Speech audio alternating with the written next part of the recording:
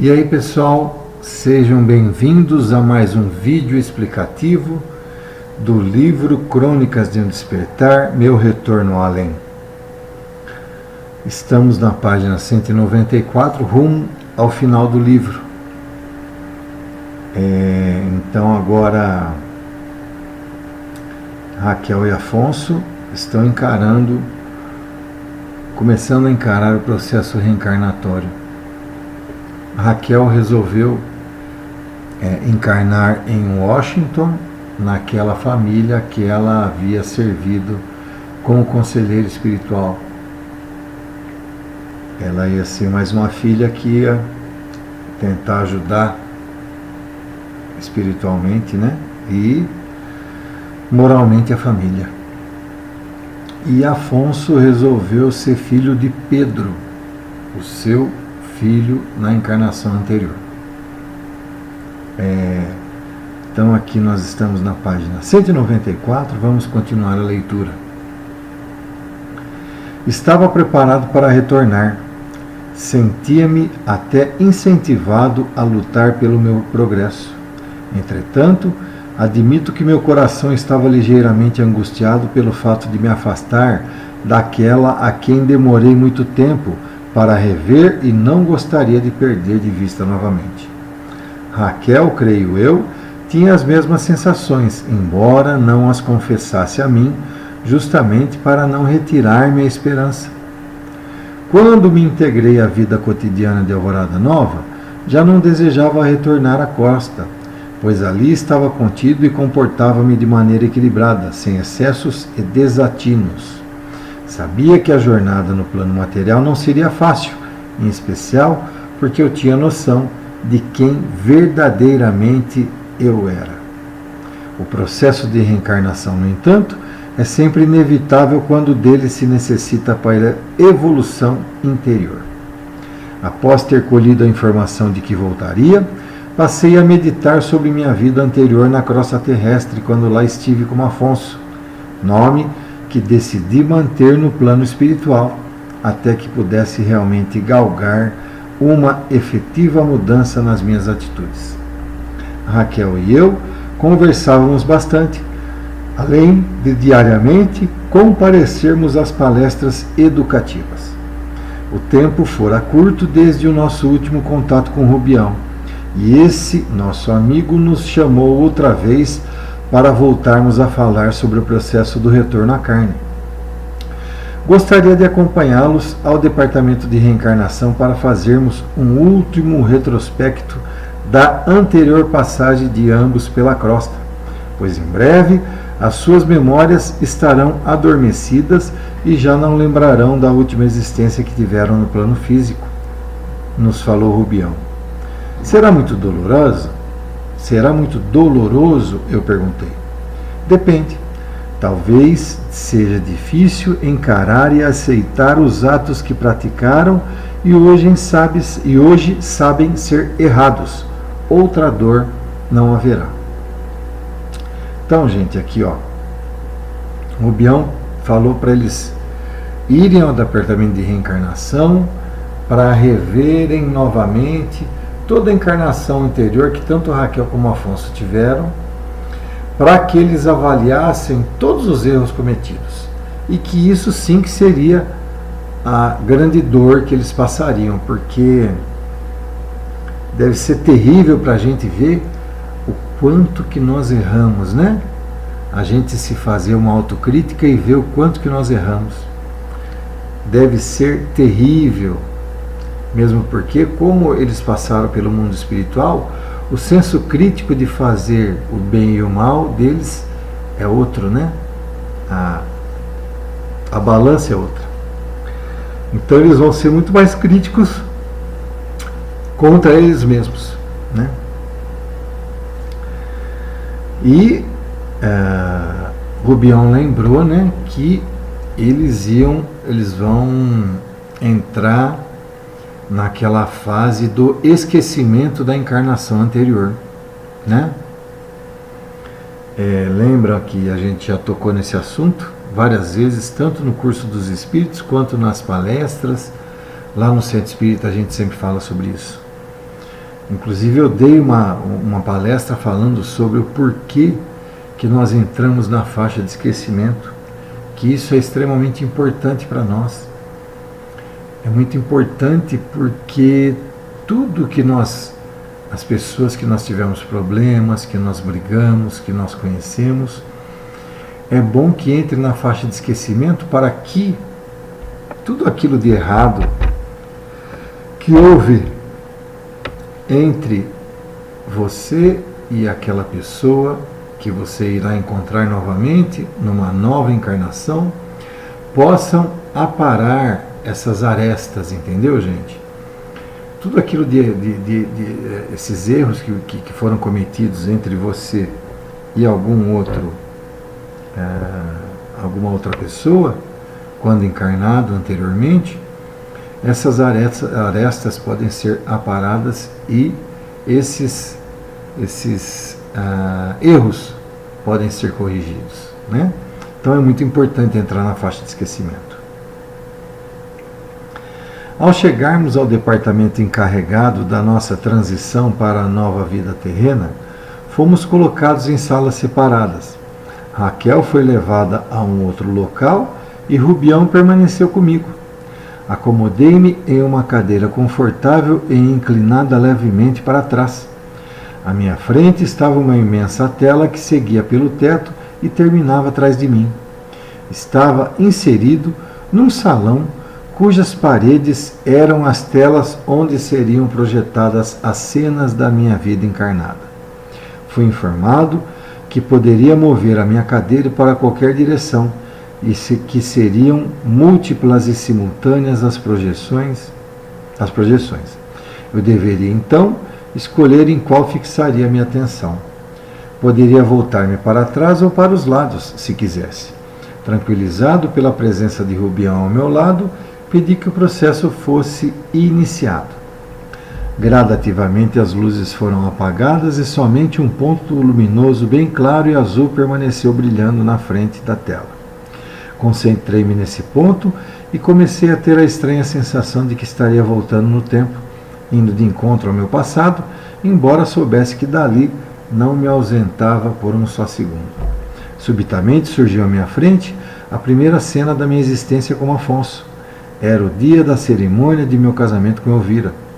Estava no escritório da residência do meu sogro e deliciava-me analisando uma enorme pasta contendo inúmeros relatórios e balanços comerciais. Admito que já não me lembrava disso. Fixei-me nessa cena enquanto outras surgiam gradativamente ao meu lado e atrás de mim. Em alguns minutos notei que realmente estivera no gabinete de trabalho do pai de Elvira na tarde que antecedeu a noite da cerimônia. Lembrei-me que havia solicitado acesso às contas da empresa da família de minha futura esposa, justamente para checar a sua potencialidade econômica no mercado. Alegara na época que estava para fechar um grande negócio, que não podia aguardar, necessitando, pois, saber com qual montante poderia contar após o casamento. Fiquei envergonhado e mal consegui encarar Rubião, que estava ao meu lado. Como pudera ser tão frio e calculista, pensei. Afinal, ainda que eu tivesse casado por interesse com Elvira, jamais deveria ter demonstrado tanta leviandade ao analisar tais relatórios na véspera do matrimônio. Então, gente, é bem aqui isso que eu falei. E a gente vê os erros que a gente cometeu e morre de vergonha. Porque a nossa balança no mundo espiritual passa a ser mais elevada, né? Nós encaramos o bem naturalmente, e então tudo que nos leva ao egoísmo, ao orgulho, a alguma ira, no caso aqui foi a avareza, né?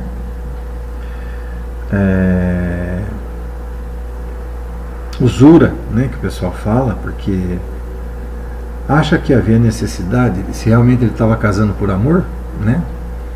Acha que havia necessidade dele ver o montante em dinheiro que ele teria à disposição, né, para contar após o casamento dele? Tem que passar vergonha mesmo. Gente, isso não é só o Afonso, viu? Todos nós passamos por esse processo. Todos os nossos erros vão ser expostos na nossa frente antes da gente reencarnar. Para que é isso, gente? Para nós fazermos um balanço do que foi a nossa vida regressa, né? Para você lembrar que aquele erro nós não podemos cometer novamente, né? Todos nós, gente, ninguém escapa disso. Recusei-me a continuar vendo-me tão materialista e desumano e voltei minha atenção para o quadro que estava em desenvolvimento do meu lado direito. Não tive melhor sorte.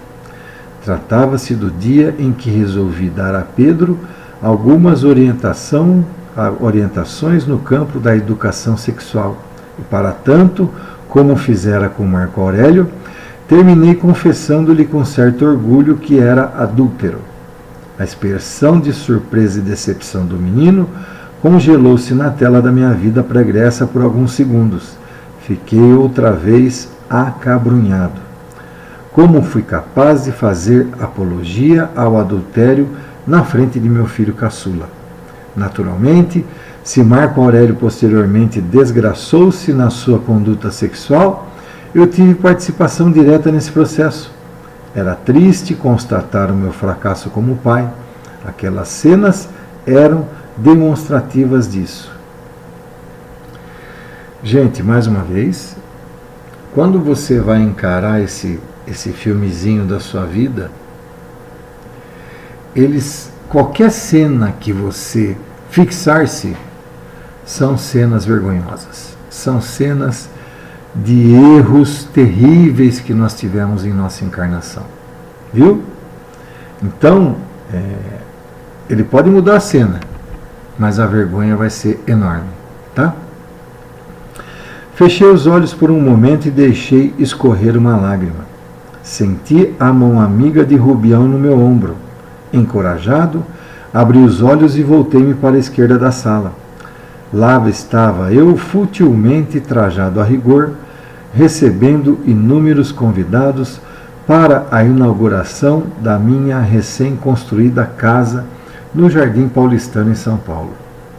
Exibia um largo sorriso orgulhoso nos lábios e um ar de imponência que decididamente era impróprio para uma pessoa como eu. Tinha uma sensação exacerbada de poder e prestígio, incompatível com a minha real situação financeira.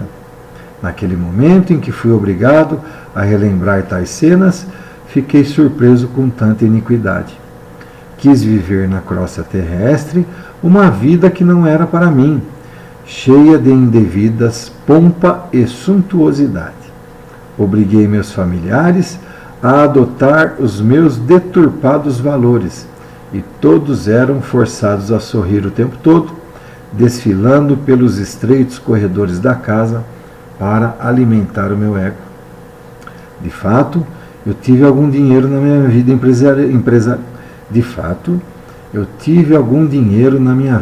empresarial, mas não o suficiente para pretender viver num padrão superior à realidade. Além disso, ainda que tivesse condições financeiras de suportar tais gastos e festas, percebi àquela altura a inutilidade de tudo aquilo. Os convidados chegavam, consumiam e iam embora sem que isso houvesse acrescentado qualquer coisa nobre em minha existência e na da minha família. Porque só estava compreendendo isso tantos anos depois. Atrás de mim, quase como um contraste para a cena anterior, quadros sucediam-se exibindo o dia em que fui visitado por integrantes da diretoria de um orfanato solicitando-me uma doação para a obra. Quando dei-lhe certa quantia, após muita insistência, notei a presença de uma criatura desencarnada estranhamente postada atrás de mim. Enquanto me orgulhava de minha enorme benevolência, aquele ser inferior sugava-me as forças. Ele sentia o mesmo prazer que eu. Estávamos ligados por estranhos laços e nem, ao menos, vivíamos no mesmo plano da vida. Olhei com expressão de curiosidade para Rubião e ele entendeu minha ansiedade. Sim, Afonso, apesar de você estar praticando, no seu ponto de vista, um ato caritativo, o modo pelo qual o fez atraiu a curiosidade desse ser inferior que vagava pelo local. A sua atitude, vangloriando-se da doação, proporcionou tal ligação. O orgulho e a soberba podem estar presentes até mesmo em atos aparentemente cristãos, mas que esconde outras intenções bem diversas da real prática da caridade.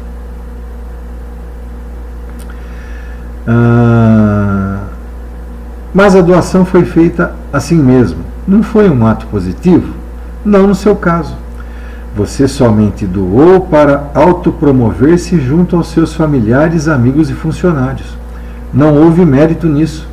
Seu coração permaneceu endurecido e fechado e não se deixou envolver pela motivação apresentada pelo grupo na obra assistencial. Note que eles tentaram explicar exaustivamente a razão pela qual estavam demandando a doação, mas você não os ouviu. Concordou em dar a quantia quando percebeu os lucros morais que daí poderia auferir. Então, gente, aí cai naquele ditado: o que a tua mão esquerda faz, que a direita não fique sabendo. Essa é a verdadeira caridade. Não a maneira, vocês devem lembrar, eu me lembro que quando nós lemos essa passagem, depois do Afonso fazer a doação, ele chamou todos os funcionários dele na sala para contar sobre essa doação. Então, todo mundo soube. Então ele fez para quê? Para se autopromover. Então, esse tipo de caridade, gente, não adianta nada. Mas quando eu falo nada, é nada mesmo. Pelo contrário, é mais um erro que você tem que acertar, consertar. Entendeu? Continuando. Aqui o Rubião ainda fala, né? Concordou em dar a quantia quando percebeu os lucros morais que daí poderia auferir. Ele quis dizer morais, que todo mundo ficasse sabendo. É verdade. Naquele momento eu só pensava em resgatar a minha imagem junto aos que me cercavam. Era acusado de ser esnobe e materialista e quis calar os meus opositores, mostrando-lhes efetivamente que eu seria capaz de praticar a caridade. Uma verdadeira falácia. Então você vê que o próprio Afonso reconheceu que, devido a ele ser acusado de ser esnobe e materialista, ele quis contar para todo mundo ver que ele também praticava caridade. Mas era uma mentira. Continuaram as cenas. Defrontei-me então com alguns momentos da minha infância. Nessa oportunidade, vislumbrei o dia em que conversei com o padre da minha cidade, indagando-lhe se era pecado ser rico. Desde cedo, já cultivava exagerado apego aos valores materiais e nunca fora coibido por ninguém. Nem o sacerdote, nem tampouco os meus pais ensinaram-me a respeitar e seguir os valores cristãos. Aliás, percebi que não dera oportunidade a isso, pois qualquer conselho contrário aos meus interesses egoístas e materialistas, eu prontamente rechaçava. Bom, aqui, gente, que fique bem claro, a espiritualidade não faz questão que ninguém fique rico. Não faz questão que tenhamos posses, não faz questão que nós tenhamos um carro bom. A espiritualidade nunca questiona isso, gente. O que a espiritualidade questiona, o que Deus nos cobra, é a maneira como nós conseguimos ficar ricos. À custa do quê? Ao abuso de poder, a pagar mal os funcionários, fazer os funcionários quase como escravos. Como nós ficamos ricos? Nós não praticamos o bem, nós não praticamos a caridade. Quanto custou essa riqueza nossa? Entendeu? A espiritualidade questiona isso. Nunca, jamais a espiritualidade vai falar: ah, não, você não deve ser rico, você não deve comprar um carro bom, você não... Nunca, nunca. Deus quer que você, sim, se dê bem, mas de uma maneira, dentro das leis divinas, né, gente? Dentro do amor, dentro da caridade, dentro da fé em Deus, né? Que você consiga ser rico, doando, sabe?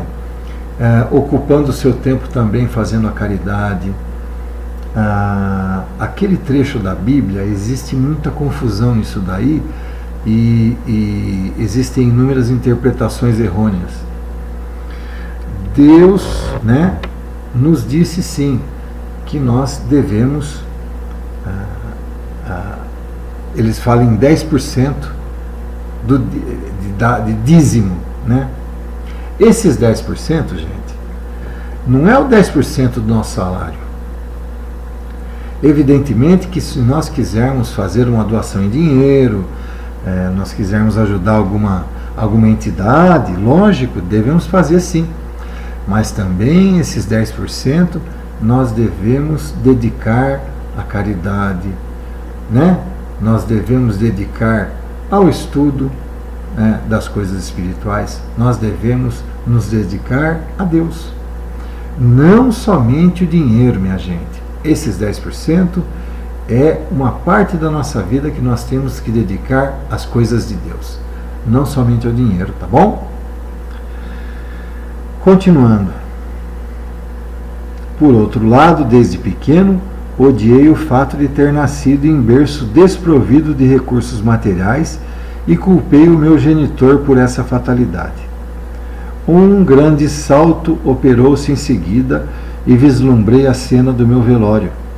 Foi patético perceber que eu estava mais preocupado em saber o que as pessoas diziam ao meu respeito e como estavam vestidas, se elegantes ou não, do que propriamente dar valor ao meu real estado. Notei que minha vida no plano físico fora integralmente fútil e disse isso a Rubião. Jamais pense assim, meu amigo, respondeu-me Rubião com segurança. Errar faz parte da natureza humana e compõe um dos quadros na trilha da evolução. O importante é identificar os seus desvios para o fim de não tornar a incidir nas mesmas situações. Continue observando. Então, vamos parar por aqui. Nós estamos na página 200, gente. Eu acredito que talvez mais um vídeo aí a gente consiga terminar o livro, tá bom? Porque o livro vai até a página 207, né? Então, nós estamos na página 200 e aqui no último parágrafo, Afonso faz uma crítica, uma autocrítica, né, ao quanto ele foi patético. Ele caracteriza como patético, que ele estava mais preocupado em saber o que as pessoas diziam a respeito dele, como é que estavam vestidas, etc. Tal. Então, fora totalmente fútil, entendeu? Então, ele até diz, né, que ele foi tão fútil que não serviu de nada a vida dele. Então Rubião, como um grande conselheiro, fala: jamais, Afonso, qualquer encarnação é importante, mesmo que dentro do materialismo, para que você enxergue e retorne para não mais errar nesse sentido, né? Muito bem. Então, página 200, minha gente, a gente vai dar continuidade no próximo vídeo. Lembrando a vocês, meu povo, que vão lá, curtam o vídeo, inscrevam-se no canal, compartilhem esse vídeo com o maior número de pessoas possíveis para que o conhecimento da doutrina dos espíritos evolua e passe mais para frente, né? Lembrando também que, mais uma vez, eu vou cobrar isso de vocês. Me mandem no WhatsApp, converse comigo no canal do YouTube, falem para mim qual livro que vocês querem que a gente dê continuidade aos estudos, porque mais o próximo vídeo nós terminamos e depois nós iremos iniciar o estudo de um novo livro. Eu já disse a respeito das obras de André Luiz, né? Nosso Lar, Os Mensageiros, Ação e Reação, tem vários. Disse também a respeito do Evangelho segundo o Espiritismo, disse a respeito do Livro dos Médiuns, pode ser um outro romance, tá bom? Então eu vou deixar a cargo de vocês para fazermos uma escolha, vamos dizer assim, democrática, que todos deem sua opinião, tá bom? Então é isso daí, gente. Até o próximo vídeo, um abraço a todos vocês.